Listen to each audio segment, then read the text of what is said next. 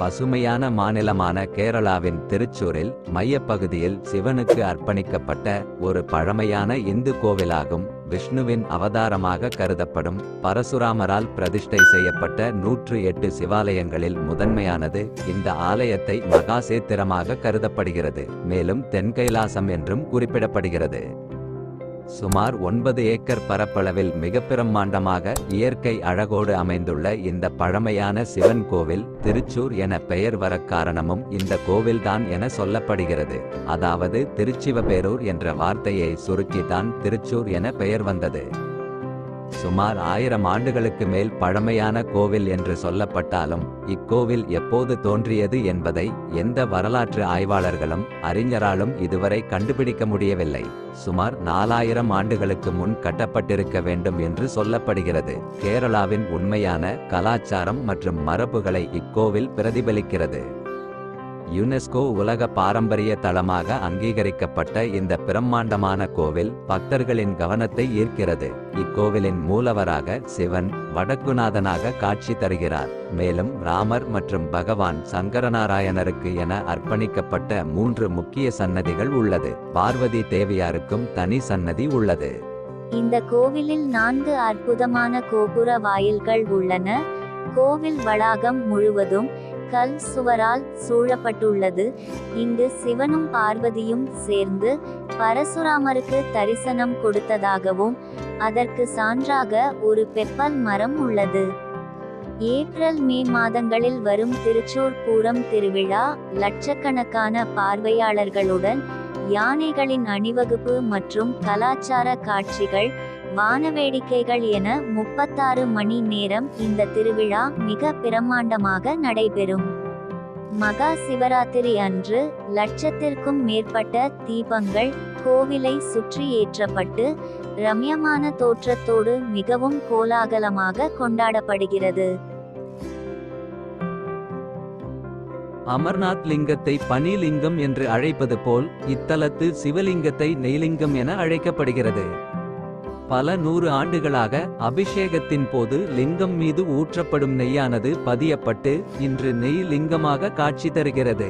சுட்டெரிக்கும் கோடை வெயில் காலத்திலும் இந்த நெய் உருகுவதில்லை. இந்த நெய் உருகினால் உலகில் பேரழிவு ஏற்படும் என இங்குள்ள மக்களிடம் ஒரு நம்பிக்கை உள்ளது. கோவிலுக்குள் செல்லும் போது கோவிலில் மரபுகளை மதிக்க வேண்டும். கோவிலுக்கு வருகை தரும் ஆண்களும் பெண்களும் இந்திய பாரம்பரிய உடைகளை அணிந்து வர வேண்டும் என ஆடை குறியீட்டை இந்த தளத்தில் பின்பற்றப்படுகிறது.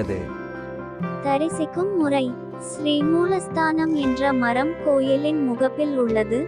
அதனை 7 முறை சுற்றி பிரார்த்தனை செய்து கொண்டு கோவிலின் நுழைவு வாயிலில் கால்களை கழுவி கோவிலின் உள்ளே செல்ல வேண்டும். இடது புறத்தில் உள்ள வில்குழி தீர்த்தத்தில் முகம் கழுவ வேண்டும். அதன்பின் அங்குள்ள கோசலை கிருஷ்ணனை தரிசிக்கவும் வடக்கே உள்ள சிவ பகவானை வேண்டவும். பின்பு விருசப சுவாமி சன்னிதானத்தை அடைந்து அங்கு உறங்கிக் கொண்டிருக்கும் அவரை 3 தடவை கைதட்டி எழுப்பி தரிசிக்கவும். பின்பு முதல் முண்டம் பிரதியையும் பின்னர் மூலவரான வடக்கு நாதரையும் தரிசிக்கவும். அதன்பின் கணேசன், ஸ்ரீ சங்கரநாராயண சுவாமி, ஸ்ரீராமர், பரசுராமர் மற்றும் சிம்ஹோதாரை தரிசிக்கவும்.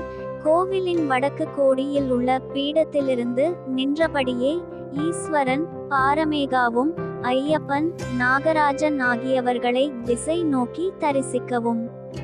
திருக்கோயில் உள்வரும் வழியில் சங்கு சக்கர சங்கராச்சாரியார் சமாதியை அடைந்து தியானித்து வழிபடவும்.